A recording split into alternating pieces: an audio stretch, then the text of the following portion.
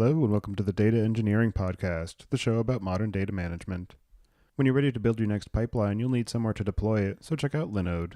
With private networking, shared block storage, node balancers, and a 40 gigabit network, all controlled by a brand new API, you'll get everything you need to run a bulletproof data platform. Go to dataengineeringpodcast.com/Linode to get a $20 credit and launch a new server in under a minute. And are you struggling to keep up with customer requests and letting errors slip into production? Want to try some of the innovative ideas in this podcast but don't have time? Data Kitchen's Data Ops software allows your team to quickly iterate and deploy pipelines of code, models, and datasets while improving quality. Unlike a patchwork of manual operations, Data Kitchen makes your team shine by providing an end-to-end data ops solution with minimal programming that uses the tools you love. Join the data ops movement today and sign up for the newsletter at datakitchen.io/DE. After that, learn more about why you should be doing data ops by listening to the head chef in the Data Kitchen at dataengineeringpodcast.com/datakitchen. And go to dataengineeringpodcast.com to subscribe to the show, sign up for the mailing list, read the show notes, and get in touch. Your host is Tobias Macy, and today I'm interviewing James Meickle about his experiences building a new Airflow installation. So, James, could you start by introducing yourself? Hey, Tobias. Thanks for the invite. I'm James. I'm a site reliability engineer at Quantopian. Quantopian is a crowdsourced quantitative investment company, essentially. We have our users from all around the globe learn about finance and write algorithms that can trade on financial data. As for myself, I focus on a lot of our back-end data systems because what you see on the Quantopian website is, of course, just the tip of the iceberg in terms of what we support. Prior to working at Quantopian, I most recently worked at Harvard at the Center for Brain Science, where I was a site reliability engineer for MRI brain scan data. And I've been all over the place in other jobs, but generally focusing around the DevOps space. I'm also an advisor for DevOps Days Boston this year. And how did you first get involved in the area of data management? It's a great question. I've actually been involved for quite a while because my initial path in life was focusing on psychology and political science research. So even before I was a professional programmer, I was already managing data. I got a little bit away from that for a while when I first moved into full stack web development, but I was always interested in getting back to working with data, processing data. Actually, one of the first paid programming projects that I ever did was really early days of the Google Maps API. So working with a lot of geospatial data and making that easier and more accessible for users. And as you mentioned, you recently, I guess, completed the initial setup of an Airflow installation at Quantopian. So I'm curious, when you first got started with that project, what the initial requirements were and what other tools you considered in addition to Airflow. I think for that story to make sense, you have to think of where we were as a company at that time. So prior in the year, towards the beginning of the year, we had started trading our fund, as we call it, on the stock market using live data. And the nature of these algorithms, they need a lot of financial data, and that financial data has to be updated day over day. We use data from a lot of different vendors that arrives at different times. We set up a series of cron jobs to do this data processing. And as with most software projects, it was much more complicated than we had initially scoped. So what started off as a handful of reasonable cron tabs sort of grew and grew organically until we had really hundreds of cron jobs across, a few dozen machines probably. And that wasn't sustainable from a data management perspective. It meant that the site reliability team was getting large numbers of pages to address what were essentially just mistimings of data or data quality checks that had failed. We needed a better platform for managing all of that. So it was actually late in the year. So after several months of working through this backlog, and it's kind of our infrastructure side issues reduced in frequency and data management issues became a larger slice of the pie. What I actually got as a task from my manager was to research improvements to ETL systems. And I was given very broad scope here. There was no declaration of a specific tool, and I was only given a handful of initial requirements. So the first thing that I did was set up a larger set of requirements. What were we really hoping to get out of a tool's capabilities? And that was maybe 15, 20 bullet points categorized. And I took those bullet points and I did a pretty comprehensive analysis of the ETL tools that were out there. So that had a mix of of open source tools like Azkaban or Luigi, more vendor specific tools, ones that may be open source but might be tied to a particular vendor, and even some totally off the shelf options. Like we looked at the AWS options. I believe Glue is the name of one of the tools for this kind of ETL pipeline. And what really struck me is that on this head to head comparison, where I was looking at least 10 different tools for ETL jobs, Airflow is really head and shoulders above the rest of them. Some of them were, maybe a little better for a specific niche, like Pachyderm looked pretty interesting for on desktop machine learning sort of DAG workflow. But when it came to our requirements of running backend data processing for, potentially dozens of services for potentially hundreds of files per night, Airflow was really the right scale for what we needed to do and had the right level of polish and operational experience coming out of Airbnb that we would really feel comfortable trusting what's essentially very valuable financial data to it and making trading decisions based off of some of the files processed by Airflow. And so you mentioned that in the general case, Airflow had a much better feature set across the board versus some of these other tools that were more targeted at a particular niche or had a better fit within a given context. And I'm curious if there were any particular features of Airflow as a platform that lended themselves particularly well to your set of requirements or your operating environment or level of experience within the team in terms of their ability to work with the tool? Yeah, I'd say one of the core requirements out of that set that I drafted was that we were really hoping for a tool where Python was the language of choice and that it would be proper Python. So not like some domain specific language or just YAML configuration files. I read a lot of Ansible. I'm comfortable writing YAML, but I also know its limitations. And I know that when you're writing a data pipeline, you're writing essentially arbitrary code. So it made sense to use code as the native language there. And there are a few different tools that offer this, but with Airflow, they really go all in. The Python files you write are really just standard Python files. You can use any of the features of Python that you want. So that was very appealing. It was very appealing that it was battle tested at scale. I could go find blog articles about how to make a high reliability Airflow instance. With something like Luigi, it's not that there was no content about that, but it clearly wasn't something that a lot of people were doing with Luigi. So that meant we would have had to build more of it in-house. Likewise, the visualizations that come out of the box with Airflow were actually pretty important for us. When we're working with financial data pipelines, what can happen is they can organically grow very complex because you have multiple teams working on linking these pipelines together. They may store data in implicit ways, like write to an S3 bucket and then another downstream task reads from that S3 bucket. You may not realize that those two tasks actually have a connection until it's too late to do something about it. And when you have tasks that are structured like that, having an operational dashboard is really important. So you get that operational dashboard with some of these tools, but the dashboard for Airflow is like a fully featured web service. It was designed to be a web service from day one, so it's not like something extra that was bolted on top of it. What that means is it has a full REST API. It now, as the most recent version, has role-based access control. It has SAML login. So we have a lot of capabilities there that you might expect from a modern web application that just come for free with Airflow. And that's really important to us because one of the goals of our project was to, and I'm just stealing Maxime's words here, to democratize data science.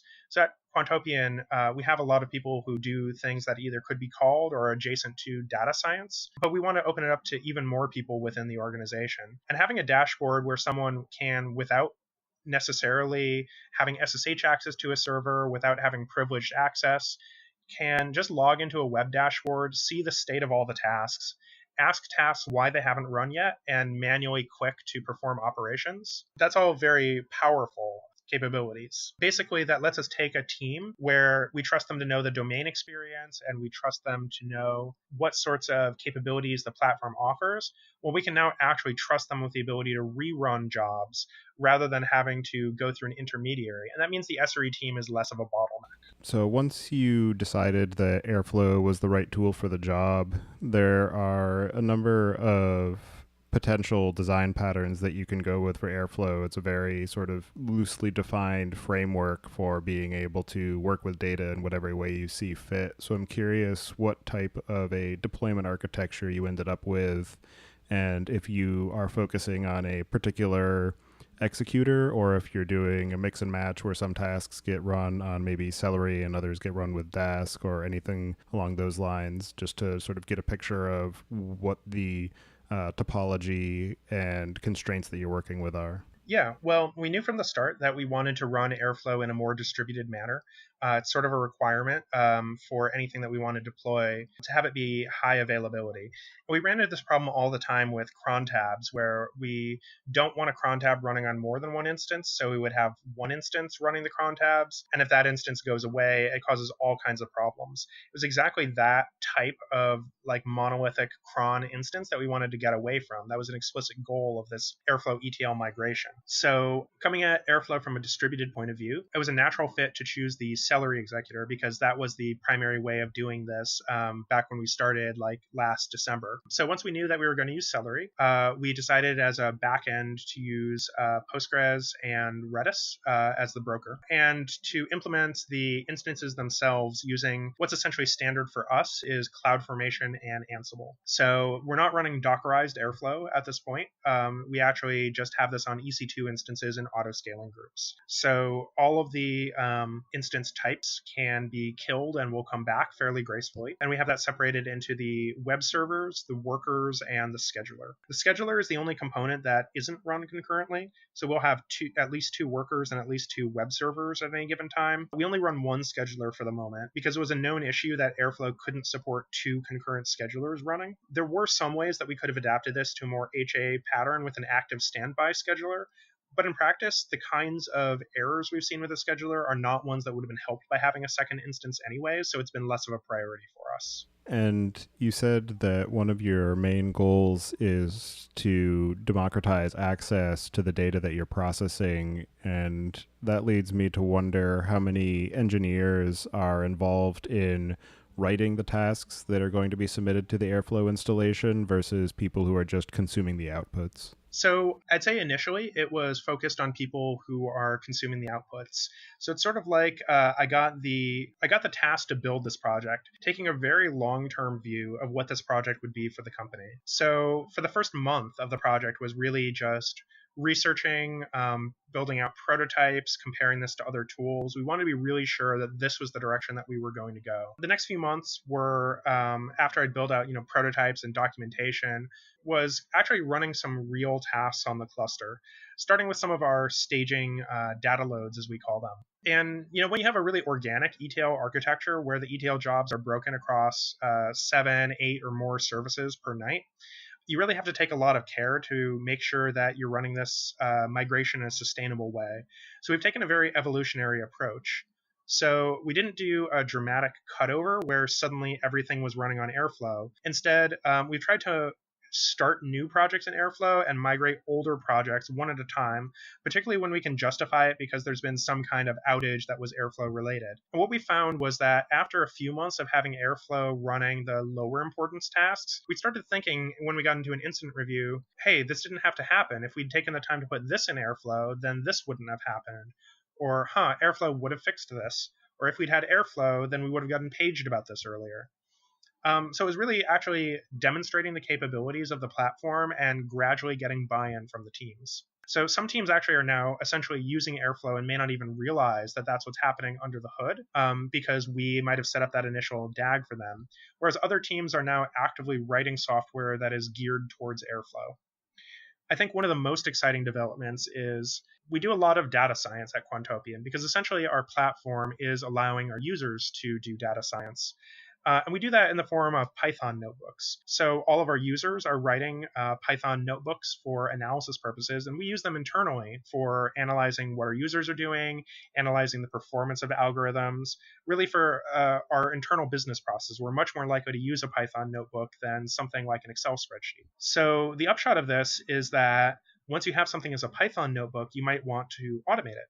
And as it turns out, the tools for automating Python notebooks are not very good right now. So this is actually where we're starting to see a lot of value in rapid iteration from Airflow. We're working on our initial POC for that right now to take existing Python notebooks that we use for analytics purposes and get them into a much more stable and reliable format where we can run them inside of containers on an automatic basis with the most up-to-date data so that we don't need to rely on a user remembering to run this notebook, so that we can really have our team members focus on writing the notebooks and less on maintaining the notebooks and running them on a scheduled basis. And in the process of your own research and learning, and in bringing other members of the team up to speed on being able to work with Airflow and write DAGs and be able to effectively adopt a set of design patterns that promote easy deployment and easy extensibility of the existing task structures, I'm wondering what resources you leaned on and some of the design patterns and architectural conventions you have settled on in the process of building out this installation. I'd say that there's been some really great blog posts out there for Airflow, some of them coming from Airbnb or from former Airbnb folks, slides from various Airflow meetups, and certainly a lot of corporate contribution.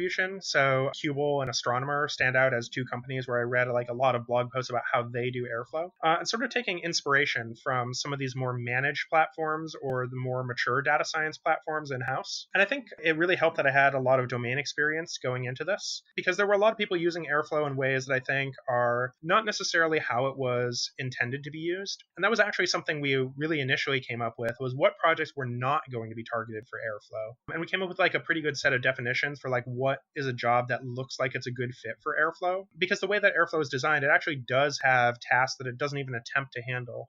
If you're using a streaming data system, Airflow doesn't really have primitives for interacting with streaming. So if you're trying to shoehorn something like that into Airflow, or something like really dynamic tasks that change a lot day over day, you're going to run into some difficulties. And for us, that's not the case. Financial data structure actually changes pretty slowly. If one of our vendors is going to be changing their data format, they might tell us a year in advance that they're going to do that. So while the values of the financial data change all the time and we need up-to-date calculations, we don't necessarily have a pipeline that's constantly changing parameters.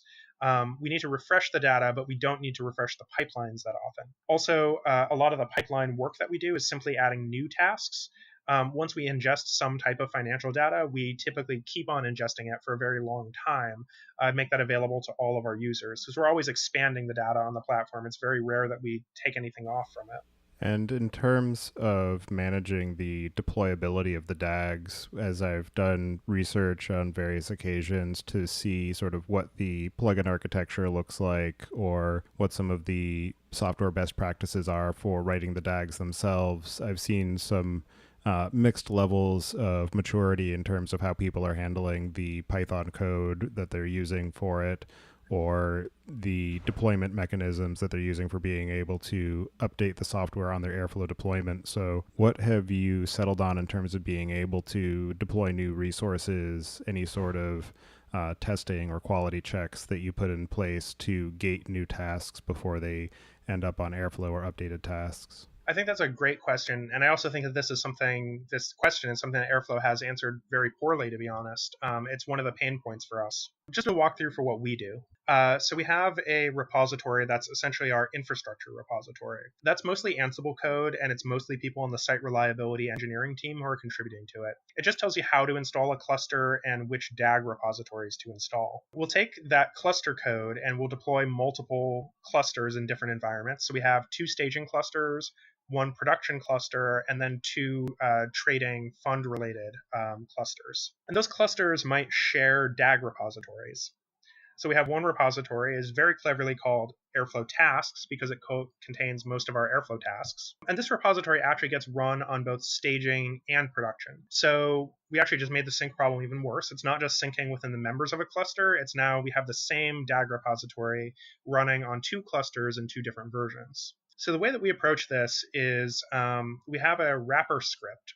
We just call it finddags.py. And that actually does most of the work that Airflow is trying to do in recursing through your folders to find your DAG, but it treats it as more of a factory function. So for instance, we'll pass in an environment variable with what the current Airflow environment is. So we'll know whether we're in staging or production, or we'll say whether we're running currently in unit testing mode or not. And that means the DAG file is not just a bare definition. It actually is more of a factory interface where we have a function that you're supposed to implement that returns a DAG. So So since that DAG is like in a function, it makes it a little easier to test. So you can also write a test function alongside the DAG with what the behavior of the DAG should actually be. That being said, once you have that file in the repository, you're still going to run into some syncing issues. The way that we're doing this right now is in-place updates on the instances through Ansible. So when a Jenkins build passes, so it runs the test suite, whatever test suite that DAG has, though in practice, they're still fairly minimal at this stage, mostly just syntax checking. So if that test suite passes, we will start doing a push deploy to any currently existing staging instances. And that actually has been a source of pain at various points. We've seen some pretty unusual behavior there. Like there are circumstances under which an old task definition can get stuck. There are circumstances where the update can succeed for the most part, but not get picked up in the web interface fast enough. You might have to wait a few extra minutes for Gunnicorn workers to die off. So we're actually looking at deprecating this approach. We kind of don't want to do these on file system updates. And we're looking at more of a Git polling approach where each instance is polling against Git, and anytime it notices a change, it stops the current Airflow services, updates on the file system, and then restarts the Airflow services. Because from our perspective, all of our tasks need to be resilient to Airflow service shutdowns anyways, and we don't have very high confidence in the in-place DAG updates. So that's what it was going to look for us going forward, is more of like an atomic on-file system update. That being said, I don't like this status quo, and I'm really excited about some of the discussions that have been happening on the mailing list. There's a good proposal out there for a Dag Fetcher abstraction, where you would be able to write your own implementations for what version of the DAG should be accessible at a given time. And I think that this is going to be much closer to what most people want out of Airflow. What I'm particularly excited about this is that it would open up the possibility to have a Dag Fetcher return different DAGs for different points in time. This has been an issue for us.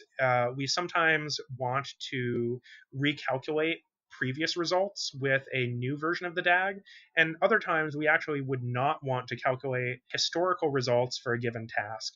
That might be the case if, for example, we add a new task where the data wasn't available before a certain point, or we change the definition of a task while keeping the same identity for that task. Those are cases where we actually would want to maintain history as it happened, and currently Airflow can't do that. Every time you update a new version of a DAG, all historical results for that DAG are also displayed with a currently parsed version of the DAG. That can lead to very confusing history, like if you change the order of dependencies, like if a task moves around inside of the DAG, sometimes you'll see nonsensical results in the past from before you made that change.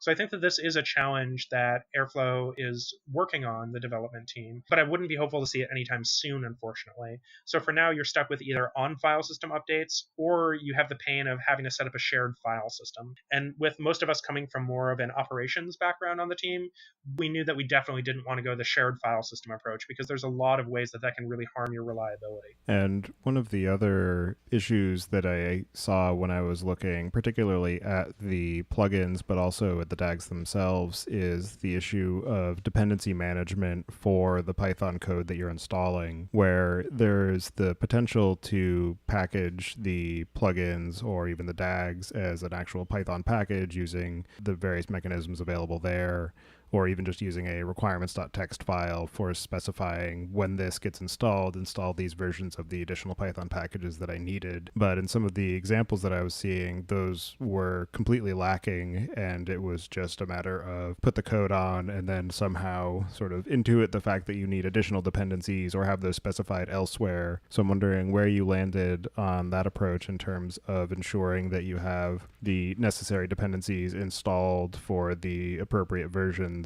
of the plugins or DAGs. Yeah, this is also a pretty bad pain point for us. We maintain two internal Airflow plugins.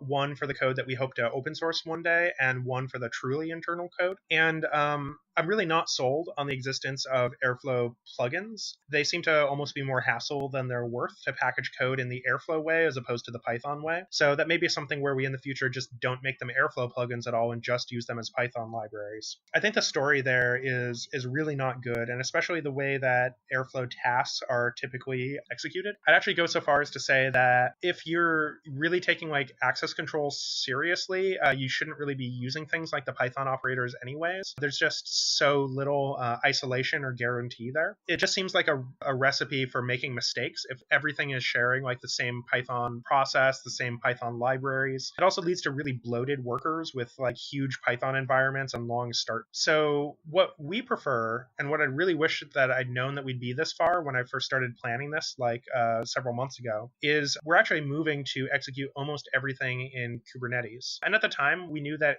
Airflow might have some level of Kubernetes integration, but over the past 6 months, it's been really remarkable to see the progress there. And I'm not sure all your listeners know much about Kubernetes, but essentially it's just a tool for running large numbers of containers in a more orchestrated, systematic way. And as it turns out, Kubernetes is really great at running containers, but it's not good for specifying dependency management between containers. And Airflow is really good at specifying dependency management between tasks, but it's not good at executing tasks in a sandboxed and reliable way. So if you use them together, you can actually get the strengths of both. And that turns out to be a really winning combination. You can take whatever Python code you want and bake it into a container. And in our case, this is actually pretty great. We have some data science workflows that use Python 2 code for the most part. Some of that has Python 3 incompatibilities. But then there are certain function calls that would benefit from Python 3 speedups. So we can actually use a mix of Python 2 and 3 containers and orchestrate them together in the same workflow. That's not at all something you could do easily with Airflow. You would have to do things like install separate Python virtual environments for the two of them. So in my mind, that's really where the future of Airflow is. I wouldn't be surprised if that's really what sells Airflow for a lot of people, is the ability to take an existing Kubernetes cluster and very trivially start running arbitrary user workloads in a highly scheduled manner. Yeah, and for people who aren't at the level of maturity or scale where it makes sense to be operating a Kubernetes cluster, one, there are a number of managed services available, but another approach that seems like it would be viable is to build in some sort of support for things like PEX builds, where you can have the entire Python dependency for a given package or plugin built into a single archive and then just execute directly from there, rather than polluting the entire system Python environment with all the dependencies for one plugin or one DAG that is only going to be executed, certain percentage of the time. Yeah, I think that would be a pretty trivial, like side-by-side class with the existing Python virtual environments operator that exists. Another one that I've seen people use to great effect is not the Kubernetes operator, but just the Docker operator. Even just switching from like sub-processes into actually using like a fully containerized environment, that can really get you a lot of mileage. Even if your Airflow instance is not running inside a container, it can still start container processes. And that's actually most of the isolation you'd need at a smaller company. And in terms of the types of integrity checks or data evaluation or just unit or integration tests that you've built up for ensuring that when you execute a job, it isn't missing dependencies or that the data is in the expected format. I'm curious what sort of safeguards you've put in place to be able to monitor the reliability and the success rates of the Airflow deployment and the tasks that you're executing. Yeah, so in our case, we have a lot of evolutionary code here. So we're taking existing services and scheduling them through Airflow. And the good news is that a lot of our services already do data quality checks, so they're built into the code base. As an example, if we have a service that downloads like ticker data for stocks, it might check to make sure that like some stocks that it expects should exist in any reasonable universe also exist in this data set. So if we were missing random data, we would be able to spot that more easily. So we have some checks that don't exist within Airflow. The Airflow node would fail if the data quality checks failed, and then we'd see in the log files that it was because of a built-in data quality check. But we are starting to run inline data quality checks. So let's say that we have a service that checks the data quality as it's related to the format. What I mean by that is it checks that it's like a valid file, that it parses correctly, and we upload it to S3. From the services that's generating it, from its perspective, everything's fine. But downstream, we might have something that's a valid data file according to specifications, but the data inside the file is what's invalid. That might be a ticker that we expect is missing, or one thing that happens really frequently is companies have all kinds of mergers and spinoffs. So what might happen is we end up with some value that we've never seen before. That doesn't necessarily mean that it's wrong, but it might mean that we didn't understand where it came from, and we need to do some initial research into that. So that's not something that the service would have necessarily spotted. It might be a downstream consumer of that service. So what we've started to do is add some intermediary data quality checks like this that are more domain specific. We can just add those as nodes in the Airflow DAG. We have the option of whether to make the nodes blocking or not. It depends on the kind of data quality check.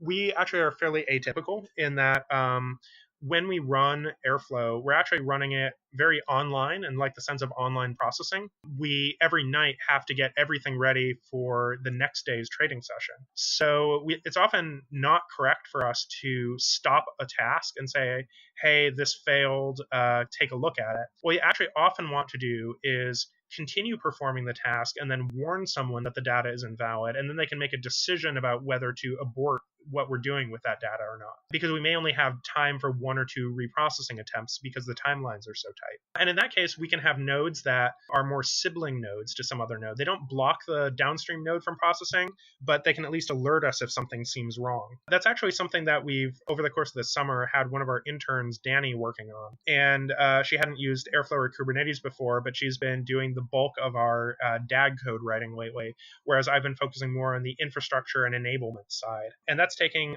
some existing data quality checks that were actually run manually every morning inside of a Python notebook and putting those data quality checks inside of a DAG, so they really free up a lot of time in the morning for our team's members. And in the process of building out this entire deployment, I'm curious what sorts of dead ends or pitfalls that you encountered while you were working on it that you wished somebody might have told you about before you got started?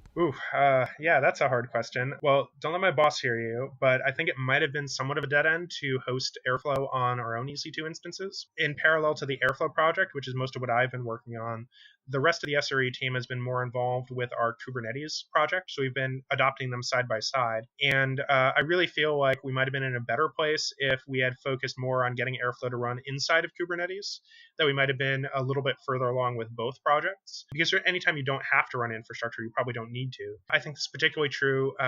Google just released the Google Cloud team specifically, the Airflow operator for Kubernetes, which is different from an Airflow operator. I know it's very confusing. The operator in the Kubernetes sense is like a pre-packaged, bundled version of Airflow that you can sort of one-click install and get running on Kubernetes. So I definitely feel like sometime within next year, I'm going to take out all of this artisanally maintained Ansible YAML code and convert it into Kubernetes manifests. I think that's going to be the future for it. I'd say another dead end, more on the internal side. There were some projects that just haven't really panned out for various reasons. I think that I initially was more focused on porting existing systems to run in a more Airflow sort of way. And what's actually had the most mileage is really getting kind of down and dirty with some of these tasks and thinking about how can we take an existing service and make it basically headless. And in this case, one of the easiest approaches for us ended up being good old-fashioned SSH. It's not something I'd recommend for like a new deployment, but in our case, we had an existing instance that was just running cron tab commands, and it was much faster to, rather than redeploy that instance,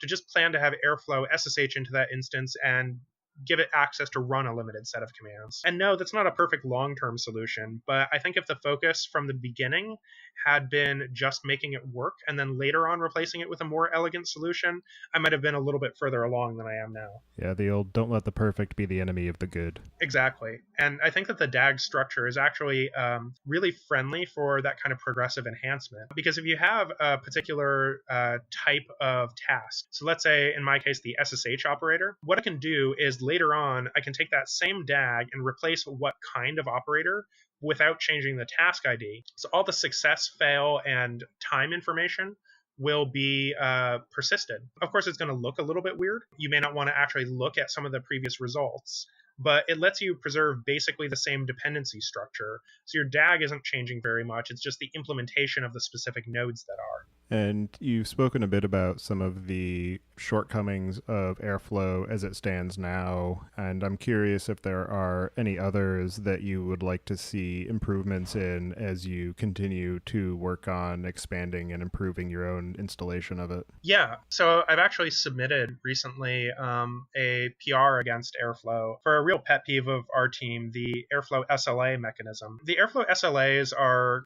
kind of clearly geared towards someone who wants to know if their job is failing, but maybe can fix it like eventually. Whereas for us as an SRE team, we need it to be more like a PagerDuty style managed incident. We need to know what specifically failed. We need to know what the downstream implications of that are. So for us, just getting an email about it really didn't suffice. And some of the APIs around the SLA system are just a little incoherent with the rest of Airflow. So I wrote up a pretty major refactor of how Airflow handles SLAs. I'm hoping to get that merged. There are still some outstanding issues with the PR because I'm still learning the code base. And in particular, I think that the Airflow code base is pretty hard to run the test suite for. I'm not going to lie. There's been some discussions about how to improve that. So I think a lot of people are aware of that. So on a personal level, I'm really excited to see that move forward at all. Because for us, we actually can't use the SLA feature for paging right now. We have this issue where it'll page us on weekends because we have a lot of skipped tasks on weekends. So tasks don't meet their SLA if they're skipped. That's been fixed in the upcoming version, but it's not quite ready for production for us yet. So we're really eager to see improvements in that subsystem in particular. On a more general note, I'm really happy to see that the Airflow enhancement proposals are now starting to go forward. I think Airflow improvement proposals is what they're calling them. That's something that, being a Python programmer, I'm really familiar with, that style of like PEP process. And I'm really hopeful to see that drive longer term Airflow development because I really like structured plans for how we're going to improve a framework and where we're going to bring it in the future. It's nice to get progressive improvements, of course, and Airflow has a lot of that kind of activity. But I really want to see what system is Airflow planning to become 6 months from now, a year from now, 5 years from now, because I think that it's really, particularly with the Kubernetes integration, filling a very real data processing niche. There's a lot of tools out there for data science, but the ones that are comparable to Airflow are simply not up to the same challenges that it is. And out of all the other tools that attempt to deal with parallelism or data management or data lineage, a lot of them are actually very complementary to Airflow. So I see it as sort of the missing piece to a lot of data science ecosystems. And if you were to start the entire project over today, knowing what you do now and with the recent additions or improvements in various other tools that are available in the ecosystem, do you think that you would still land on the same choice of using Airflow? Or might you choose something else that maybe came out more recently or that might have been your second choice initially? I think that definitely it still would have been Airflow. If anything, now that I've worked with it more, I understand really just how bad off we would have been if we had gone with Luigi. As it turns out, we actually did have in-house a Luigi project as well. That one has been very difficult to work with for us. And in fact, we've pulled Luigi out of it entirely. Whereas Airflow has been so much nicer than we even originally expected it to be. We really have a lot of buy in from various people who are just very invested in learning it. And in particular, it's having the desired effect of pulling in more people. We recently had someone who's on essentially one of the Quantopian like quantitative marketing teams be interested in like how can we use Airflow for the types of analytics reports that we're running. Because, when people hear Airflow, they think, oh, big data and, data science. And sure, that's a part of it, but it's also this team that needs to run reports on their own analytics. It's also the back-end software engineering that we do for processing financial data. It's even running some of our chatbots are just running on Airflow now for scheduled tasks. You can really use it as a broker for all kinds of different services. It's really the fact that it's a shared common code base in Python that makes it very easy to write these DAGs without having to learn some obscure domain-specific language, but while still providing the full capabilities of Python. which we all use as a common language at Quantopian, that's what's really making it powerful for us. That being said, if I were starting a new Airflow project today, I would very seriously look at Google Cloud Platform's offering. In our case, we wouldn't be able to use it due to both security requirements and the fact that we're on AWS rather than GCP. But if I were starting from scratch for a personal project, I would absolutely go look at that, because the idea of a self-hosted Airflow, I definitely would have saved a lot of time on that. And of course, there are other managed Airflow providers out there as well. So I think that that's a really great direction, that there are now multiple companies competing in this space to all offer really amazing platforms. And going in the other direction from the typical focus of data engineering projects and building up data pipelines, have you considered bringing Airflow into some of your more operational processes, such as being the management interface for making sure that various system backups are taking place, or that various periodic tasks or integrity or health checks across your infrastructure are being run? So we actually have a big Airflow project board, and for scale, I think it's up to like 150 tasks on this project board. So that's like 150 GitHub issues just about various improvements to the company that Airflow could bring. So we do have backups on there as one of the items. And I'd say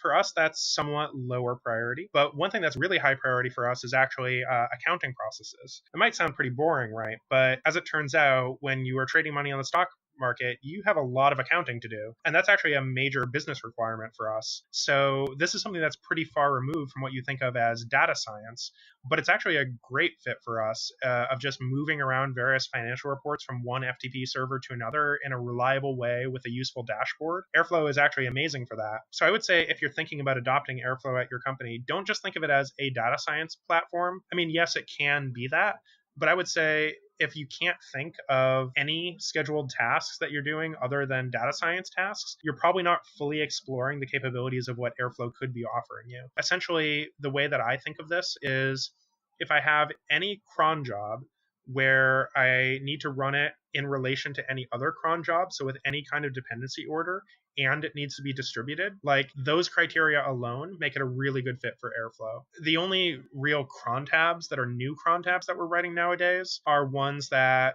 can run on each instance in a service and are more about keeping those instances healthy. So like, sure, we still have cron tabs for things like log rotations that definitely wouldn't make sense to put inside of Airflow. And even like a service level cron tab may not make sense if it's very isolated and it just needs to like run every hour with no dependencies.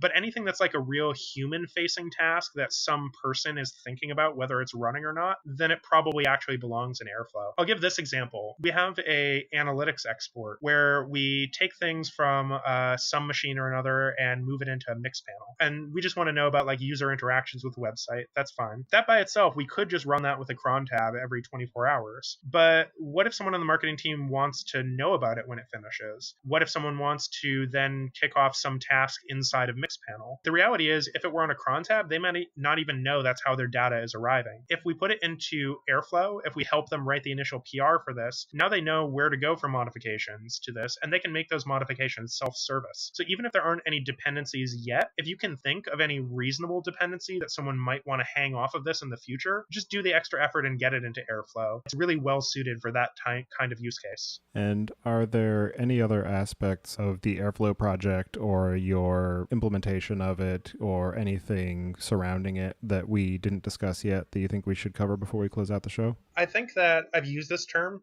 in a few places, but the idea of a data science platform is, I think, really important. And again, Maxime can put this much more eloquently than I can, so you should definitely go read his Medium articles about this. I think that the way that some people, let me back up a step. When I say some people, I mean people that I see trying to adopt Airflow. So these are people on Stack Overflow. These are people in the Airflow Gitter chat. So if you ever need support, drop in there. I'm more than happy to help out with it. I see a lot of people trying to take their existing processes and just jam them into Airflow, or take an Airflow instance and just get it like a press button, receive data science workflow. And it's not that Airflow can't be those things, but it can be so much more than those things. But you have to come in with a strategy about how to get other people to do your work for you, right? And I know that sounds bad, but ultimately, I'm a very lazy engineer, so I don't want to drag all of our tasks into Airflow. What I want to do is figure out which tasks need to be moved into Airflow, and then figure out ways to incentivize people to do that for me, because ultimately I'm on the site reliability engineering team. It's part of my mandate to make our data pipelines effective. It's not really my mandate to rewrite all of our data pipelines. I need to enable people to rewrite our data pipelines by essentially providing better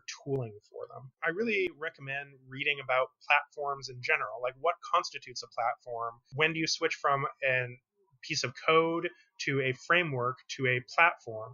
And it's all about the level of maturity and services that are provided. So thinking about how you're going to address data holistically, it's not just by installing Airflow.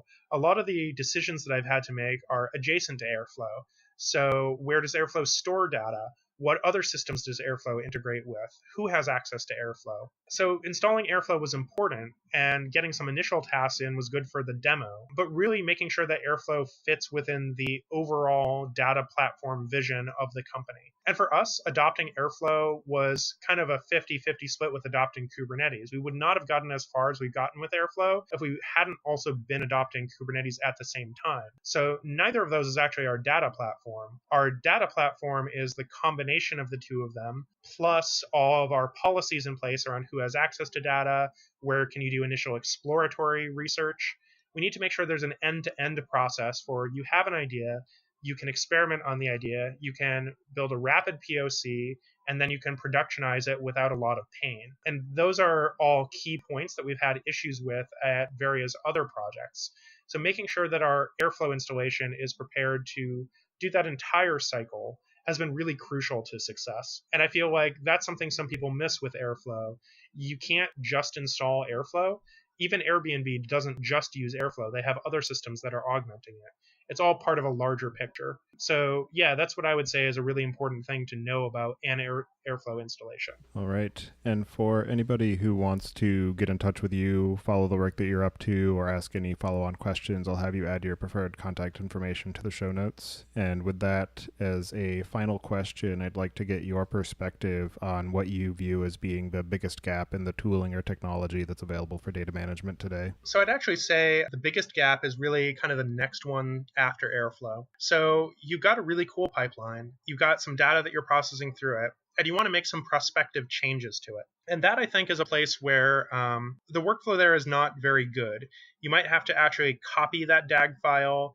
You might have to press a button in a GUI and type in some parameters. If you compare that to the workflow of like branching in Git and running some tests, it's typically much simpler to do something like that than to run an entire end-to-end data pipeline based on a Git branch. And I think even Airflow doesn't quite get you there. I think Airflow is going to be a tool that will help you get there, but essentially the way that I envision data pipelines is it doesn't make sense to have a singular data pipeline that you funnel all of your data through. I think of it as more of a mesh. So anytime that you can make a decision, your pipeline should be able to fork and explore all the possibilities. Essentially, I want an environment where I can test what would happen if I made some change in the data, go actually model that out in the real world, and come back to me with some set of answers.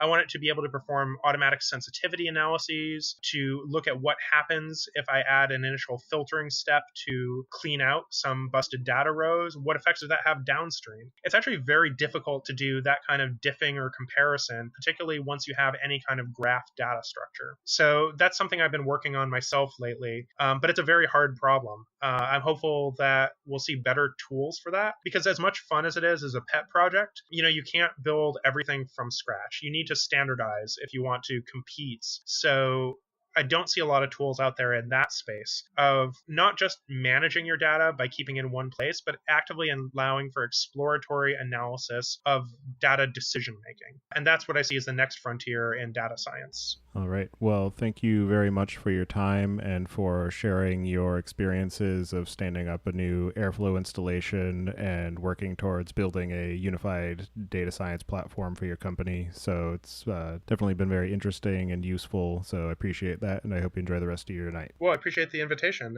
Thank you so much, and I'm glad to share the info. Feel free to reach out to me.